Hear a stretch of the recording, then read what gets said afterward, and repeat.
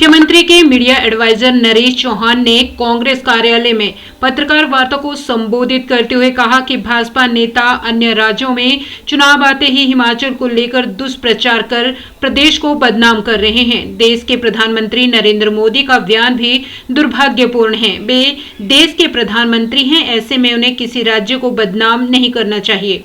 उन्होंने कहा कि प्रदेश सरकार ने सत्ता में आने से पहले जो 10 गारंटियां दी थी, उनमें से 5 गारंटियां पूरी कर दी गई हैं, जिसमें ओपीएस लागू कर 1,36,000 लोगों को लाभ मिला है। महिला सम्मान निधि के तहत 1,500 रुपए दिए जा रहे हैं। दूध के दाम अक्सर 1 या 2 रुपए बढ़ते थे, लेकिन हमारी सरकार ने 20 से 25 रुपए दाम बढ़ाए हैं। Rajiv Gandhi day boarding school बनाने में तेजी से कार्य चल रहा है। उन्होंने कहा कि प्रदेश सरकार ने इस माह 28 अक्टूबर को ही कर्मचारियों को सैलरी व पेंशनरों को पेंशन दी है। प्रदेश की आर्थिक स्थिति ठीक है। जिससे लोग जो गाँव में रहते हैं 70% अभी भी प्रदेश की आबादी गाँव में रहती है। हमारी सरकार के प्रयास है कि हम उनको वहीं मजबूत करें, जिससे लोग वहां से माइग्रेट करके रोजगार के लिए शहरों की तरफ ना आए। और इसी प्रयास में हमारी मुख्यमंत्री जी ने अभी 3-4 दिन पहले आपने देखा कि किस प्रकार एक सरकार आपके द्वार प्रोग्राम के तहत डोडरा क्वार में वो गए। वो पहले ऐसे मुख्यमंत्री बने जिन्होंने ऐसे क्षेत्र में जाके लोगों के बीच रात गुजारी और पूरे उनके साथ सरकारी जो ऑफिसर्स थे सब साथ थे।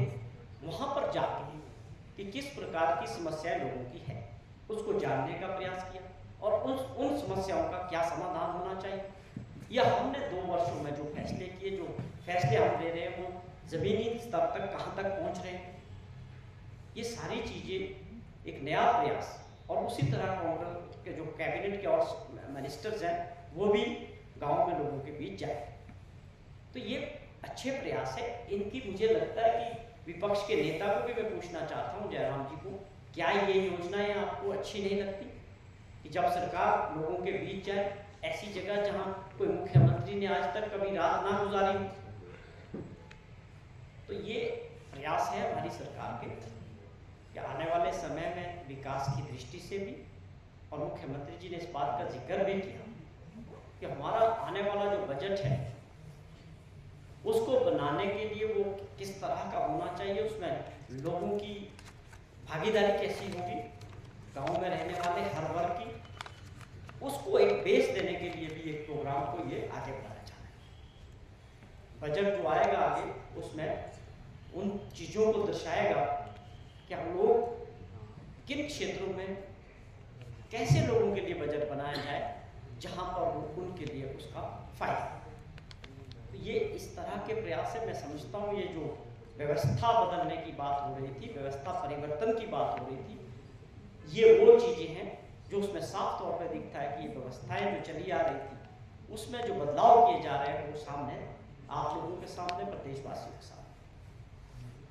जो लोग वोट की राजनीति के लिए हिमाचल प्रदेश को वोट करते हैं बार बार गलत तरीके से, गलत जानकारी के आधार पे, मैं उनको ये भी बताना चाहता हूँ कि जब हिमाचल प्रदेश को सरकार को कराने का ऑपरेशन लोटस हुआ, उसके बाद हिमाचल प्रदेश के लोगों ने दोबारा 40 विधायक कांग्रेस पार्टी के आशीर्वाद दिया। तो प्रदेश की जनता क्या चाहती कि कांग्रेस की सरकार सुखविंदर सिंह सुक्खू जी की अध्यक्षता में आगे काम करे, लोगों की सेवा।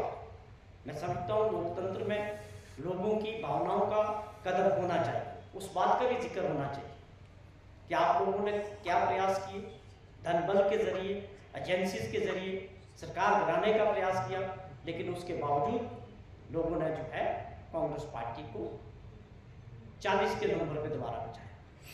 तो ये बातें हैं जो अपने आप में बहुत गंभीर है। और मैंने जो जिक्र किया था कि गारंटियां हमारी 5 गारंटियों पे 1,500 रुपया महिलाओं को इंदिरा गांधी सम्मान निधि की योजनाओं का मिल रहा है। उसको अभी डोडरा क्वार में गए, वहाँ पर आप लोगों ने देखा कि जितने भी महिला थे उनको 1 साल का पूरा पैसा उन्हें मिला।